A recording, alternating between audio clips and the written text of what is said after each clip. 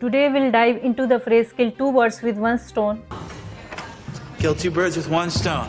and learn how to use it when you accomplish two things with a single action. When you complete multiple tasks in one go, you can say you kill two birds with one stone.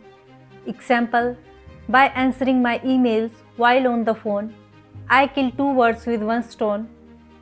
Studying for two exams at once using the same material can be an example of killing two birds with one stone. Example, by reviewing both subjects at the same time, I kill two birds with one stone. When you visit two places in one trip, you kill two birds with one stone. Example, on my trip to Delhi, I visited Agra too, so I killed two birds with one stone. Combining a workout with socializing can be another example of killing two birds with one stone. Example, I met my friend for a joke and we caught up on everything. We killed two birds with one stone.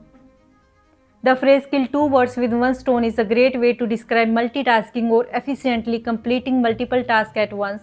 Keep using it in your conversations to express how you manage tasks effectively.